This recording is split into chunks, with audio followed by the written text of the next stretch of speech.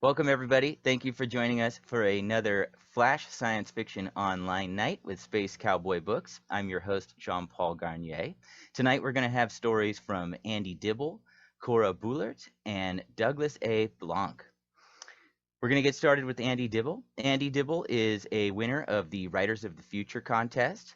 He is also the articles editor for Speculative North, and he's been featured on Space Cowboys podcast, Simultaneous Times. Tonight, he's going to be reading The One-Way Road. Over to you, Andy. There is a story told to children when they ask why the pipes moan, a story of the tender-hearted, those who shave themselves and don wretched sackcloth, open the lowest hatch, and wordlessly travel the one-way road to the waste processing facility. It is for the sake of those tender-hearted ones that we send food and drink to the facility. The sanitation workers require none. They feed on feces and foul air. Their metabolism is of a different sort than ours, adapted to a different clime. Here the child does not think to ask how the number of tender-hearted could be so very large, commensurable to the quantity of foodstuffs shuttled down.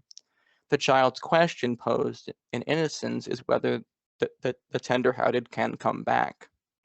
The answer is a categorical no. The one-way road is one way. But for the purposes of instruction, the storyteller allows for the conceivability of return.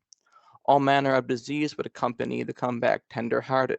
Disease would flock and swarm, every pathogen in the litany, which even the very young commit to memory. Carceverum hemophilium, hepatitis T, wanderpox, drooping veins, and the orange sneeze. Alas, naming confers only the illusion of control. Any one pathogen would be the ruin of our tightly knit society, let alone altogether. That is why a comeback tender-hearted cannot be permitted. See, tender-heartedness is the subtlest, the most dangerous disease. It impacts citizens of all ranks, no matter their genetic scores for resistance and immunity. Through tender-heartedness, all other diseases may intrude. It is the chink in the rigor and uniformity of our systems. A hard heart cannot suffer, but with a tender heart, suffering has a vector. Here the child's story ends. The children have gone to bed, the adult citizens too. One lays awake, an individual in his individuality, wondering how all can sleep so well. Moving past the solipsism, he considers again that someone who walks slantwise and thereby trods the one-way road backwards. That hypothetical comeback would assuredly be put under the most stringent quarantine, cocooned by layers of melted glass, her every exhalation combed carefully by carbon dioxide scrubbers. The lightning deliberations of automatons would achieve this. No human would have to initiate anything because the action is unimpeachable, blatant, obvious. But she would have to be judged, and legal judgment is irrevocably human, handed down by a human, wrought upon a human, to humans in their humanity. There would be some question of jurisdiction, whether human law can grasp one who has defected to the waste processing facility without itself being corrupted. But it is equally unclear whether one born a human can be subject to sanitation worker law, if they have law. But lacking any codex of their law, the question is purely academic. The judge would of necessity apply human law.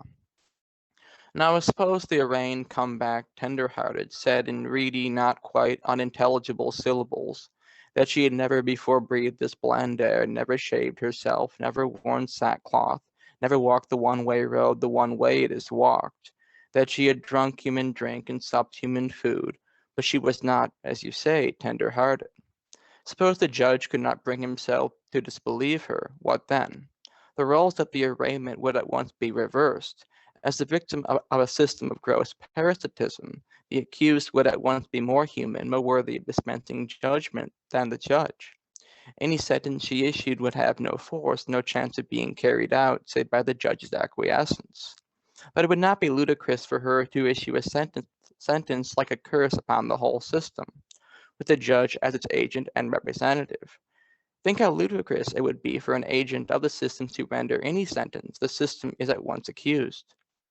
Now, as an organ of the system, he is almighty, but against the system he is just one, an individual in his individuality, powerless. If he spoke to his neighbors, he would at once be thought insane or babbling nonsense. He would be silenced because unreason is contagious, just as a tender heart is contagious. Only one course of action would be available to him. Come morning, he would shave himself publicly and don wretched sackcloth. By light of day, he would open the lowest hatch and wordlessly travel the one-way road to the waste processing facility. The end. Thank you. That was Andy Dibble with The One-Way Road. Next up, we have Cora Buhlert. Cora is joining us all the way from Germany. She is a two-time Hugo finalist, and she is also the winner of this year's Space Cowboy Award, given for excellence in science fiction. And she's also been featured on Simultaneous Times podcast several times. Tonight, she's going to be reading a story called We Need to Talk. Hello, good evening, and I'm glad that you're all here. And this story was inspired by the covers of those really old science fiction magazines, which always had those bug-eyed monsters harassing young human women. And actually, those scenes never happen in the stories themselves. They only happen on the cover. And they made me wonder, okay, what on earth do those monsters want with the women? And okay, that's what inspired the story. So let's get started. We need to talk. Okay, so I know this is awkward, but seriously, we need to talk. I mean, I get it. Really, I do. I get that you guys are seriously lonely, considering that your species apparently doesn't have any females. And honestly, what the hell went wrong with evolution on your planet that your species has only males? I mean, how do you guys even reproduce? Oh dear, I just realized you are male, aren't you? Because it's kind of hard to tell with you guys. And if it turns out that you're not, well, that would be really awkward. Because I'm totally not a lesbian, if you know what I mean. Anyway, assuming for now that you're male, I completely understand why you had to kidnap us. I mean, there's only dudes on your planet, and all of you are kind of, well, let's just say not conventionally attractive. So yeah, I get it. I understand why you feel the need to kidnap a bunch of random women from Earth, especially considering that 51% of us are female and many of us are pretty attractive. And believe me, I feel flattered that I'm one of the chosen ones, one of those who were deemed attractive enough to be kidnapped. I mean, this is just like winning the intergalactic version of America's Next Top Model, only without Heidi Klum making nasty remarks about the size of your butt. So in short, I'm flattered. I'm happy, and I think this is totally awesome and cool. But, and it really pains me to say this, believe me, this won't work. It just won't. Because at the end of the day, I'm still a human woman, and you, well, I don't know the politically correct way to say this, but you are a bug-eyed monster. In fact, you're the most bug-eyed monster I've ever seen. Those bug-eyed monsters on the covers of those old science fiction magazines, they've got nothing on you, dude. Honestly, you're the king of the bug-eyed monsters, if I've ever seen one. So really, it's not you, because you're awesome in all your bug-eyed glory. It's me.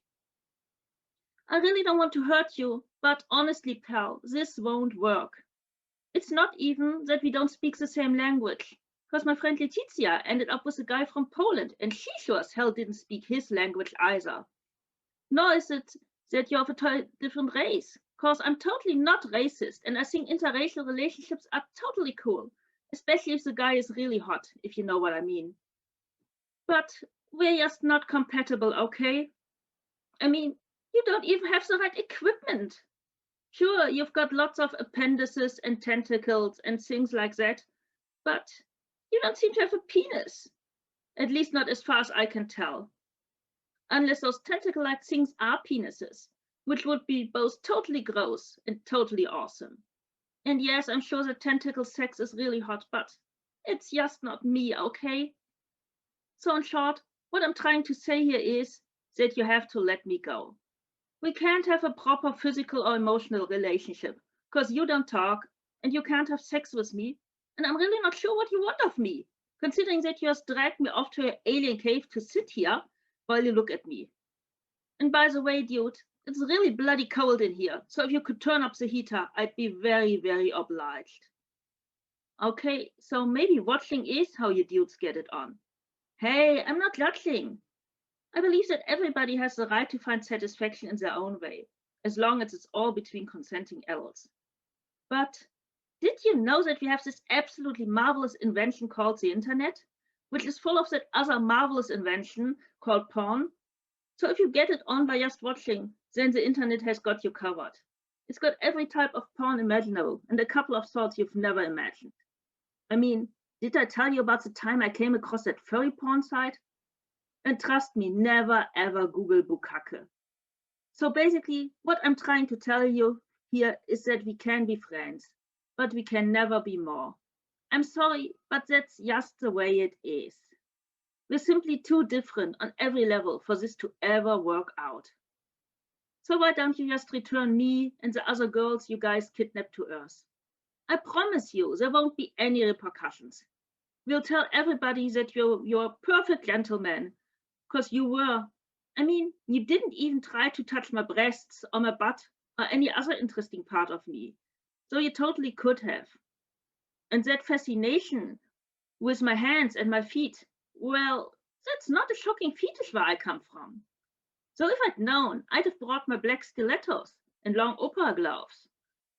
'Cause, I can be a bit kinky if I feel like it. Still, why don't you just return me and the other girls you kidnapped home? I mean, you're clearly intelligent beings, seeing that you've got spaceships and high-tech caves and all that. So I'm sure you'll see that this will never work out. And if you take us home, we'd be eternally grateful. We could even give you dating tips and play wing women for you on your dates with bug-eyed girl monsters who are actually compatible with you. I mean, there have to be female bug-eyed monsters somewhere in this galaxy. Because anything else would be colossally unfair towards you guys. And we really can't have that. Because in the end, you were pretty nice. The nicest bug-eyed monster that ever kidnapped me. Not that I really have anything to compare you to, since you're also the only bug-eyed monster that ever kidnapped me. And yes, I know that it hurts to be rejected. But trust me when I tell you that everything will work out just fine in the end. I'll find a nice human boy, and you'll find a nice bug-eyed girl monster, and we'll all live happily ever after. The end. And thank you. Thank you, Cora. That was Cora Buhlert with We Need to Talk. Next up, we're going to have Douglas A. Blanc. He is a local artist and writer from right here in Joshua Tree. And this year he was accepted into the Ancestral Futures BIPOC Science Fiction Writers Mentorship Program. The short story he's reading tonight, The Watchers, takes place in the same universe as his upcoming Afrofuturist science fantasy novel, The Downsider. And he'll also have a story coming up soon on Simultaneous Times podcast. Great. Hi, everyone. It's great to see everyone here. Thank you so much, Jean-Paul and Space Cowboy Books for hosting this event. This is really exciting. And thank you so much to Andy and Cora for reading with me tonight. And it's great to see you all here virtually in this Zoom space. And I'll be reading my short story, The Watchers. The keen prow of the colony ship Sunspear streaks silently through interstellar space, on course for a new planet. Injisa taps her bare foot on the gleaming glass steel console as she hums to herself, her voice echoing through the massive empty bridge. She watches the stars stream by through the great arching view screen. She stretches in the captain's chair, fingering the fabric of her new jumpsuit. She smiles. The gold material of the new uniform marks her as an official crew member now. She received it on her 18th birthday, during the last collective waking cycle. Her sister, her parents, all her family and friends were awake to celebrate with her. She sighs, thinking of them all, asleep in cryosuspension on the cold decks below. Among hundreds of souls, Injisa is the only human awake on the massive 1,000-meter Sunspear, alone on the months-long watch. She twirls a tiny wooden toy in her fingers, a hand-carved spinning top. Her great-grandmother, Iyebi, had given it to her back on Earth centuries before. Injisa was only a child then, and Iyebi was her favorite. The elder had spent long years with the team programming the ship's artificial intelligence systems. Njisa remembers with bitterness the hours with Iyebi that the AI stole from her. Great-grandmother had given so much of herself to the AI that when it was finally time for the Sun Spear to launch, Iyebi was too sick to join them. When 300 boarded the ship, the last of her people, her great-grandmother alone stayed behind on Earth. Njisa checks the heads-up displays. All systems look nominal. All systems are nominal. The voice of the ship's AI slips like liquid into her head, transmitted through a laser optic cable inserted into the back of her skull beneath her long locks. The AI's synthetic voice is programmed to be subtly inflected and gender neutral, but Njisa can't stand the flat, cold tone. "Thank you, machine," she says, not trying to hide the bitter edge in her voice. She does not like the AI. "I have a name, Njisa," the AI reminds her for the 1,000th time. Oluso is the name the elders gave the system when it was activated. It means the Watcher.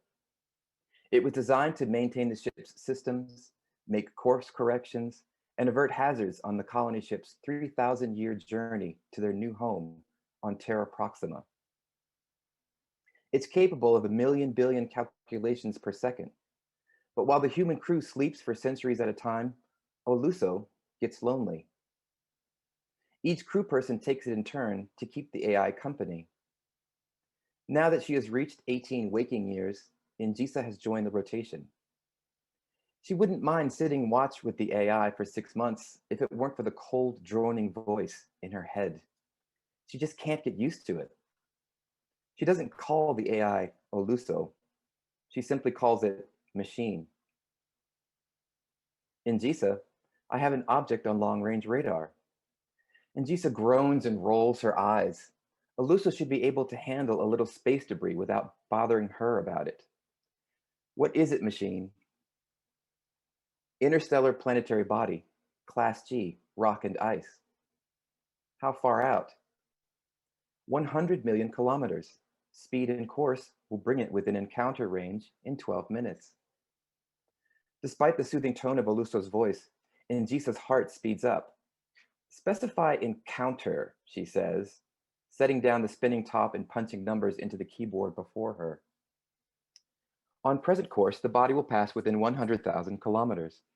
No danger of collision, but with that much mass, the object's gravity will pull the Sun Spear off course. Njisa runs her hands through her long locks. How far off course, machine? Based on current velocity and fuel reserves, the Sun Spear will miss Proxima Terra by 2.7 light months, best case scenario. Njisa blinks rapidly. Best case scenario? 2.7 light months will put the Sun Spear in the middle of empty space, with no hope of reaching resources. Oluso has just delivered a death sentence for her and all her fellow settlers as a best case scenario. Course corrections, she asks the AI.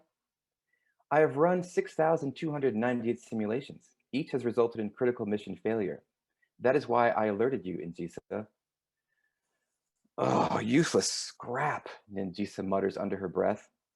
The term critical mission failure screams in her head. Fear begins to rise in her heart. She fingers the badge over the breast pocket of her jumpsuit. It's for excellence in advanced astronavigation. She's the youngest navigator the Sun Spear has seen. Yet she feels the weight of the 300 souls asleep beneath her feet. She does not let fear overcome her. She focuses using her breath, the way Iyebi taught her, and she gets to work. Machine, pull up a simulation on main screen. Njisa types in different variables and presses the button to run a simulation. On the screen, neon dots trace the courses of the Sun Spear and the planetary object as they speed toward one another and then spiral away.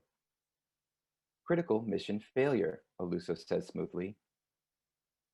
Njisa resets the simulation and types in new variables, her fingers flying over the keys. She hits the run button. The dots race together again, and the sun spear spins hopelessly wide of the destination planet. Critical mission failure, comes the voice in her head. Njisa resets, tweaks the numbers, hits run. Critical mission failure. Njisa watches as her family and friends die 100 times in 100 different ways. Each time the AI announces their extinction in the same tone of voice it would use to ask how hot she would like her tea. Njisa kicks the console and lets out a primal scream. The sound echoes through the empty corridors of the ship. She hangs her head and weeps. Njisa, she hears her name through the neural link. She raises her head. It is not the cold synthetic voice of the AI. My bright star, the voice says. It is warm and familiar. Njisa sits up abruptly. A thrill runs through her body. Bright Star was the name that her great-grandmother gave her. She fingers the fiber optic socket at the back of her skull. Iyebi, Njisa says. The hairs on the back of her neck stand up. It is impossible, but she hears her great-grandmother's voice in her head. My bright star, do you remember when I taught you and your sister to spin tops on the flat rocks by the river? Njisa looks at the ancient wooden toy sitting atop the console. Yes, Iyebi, of course I do. Do you remember why my top beat yours every time? Because you always wet the tip with water, so it would spin better. So it would spin better. Spin. Njisa's voice trails off as her mind races through dozens of calculations. Machine, input the rotation and magnetic field for the object. Njisa pounds furiously at the keyboard. Now, simulate the effects if we reverse the spin of the sun spear's repulsor field. Run simulation. Njisa holds her breath while the AI runs trillions of possibilities. As she waits, she asks, Iyebi, are you there? In her mind. But there is only silence. She is surprised suddenly by the return of the AI's cold voice. Course change results in adequate survival probability. Njisa watches as neon dots trace the sun spear's graceful arc from the encounter to the colony planet, like the arc of her great-grandmother's hand as it whips the drawstring of a wooden spinning top. She lets out her breath in a loud whoosh and collapses in the captain's chair with relief. Thank you, machine. Njisa pauses and taps the neural link at the back of her skull and corrects herself. Thank you, Oluso, she says aloud. Execute course change. The prow of the sun spear races through interstellar space, on course for its destination planet. The end. Thank you all very much. Thank you. That was Douglas A. Blanc with The Watchers. Before that, you heard Cora Buhlert with We Need to Talk and Andy Dibble with The One-Way Road. Thank you so much to our readers and to our audience for joining us for the third in our online flash fiction series. Next up, we've got on July 26th, we'll have a reading and interview with Jonathan Nevers. And then our next flash fiction night will be on August 10th. And our featured readers for that night will be Christopher Rocchio, Brent A. Harris, and David Brin. So I think we're going to have another wonderful night. Thank you all so much, and I hope to see you next time.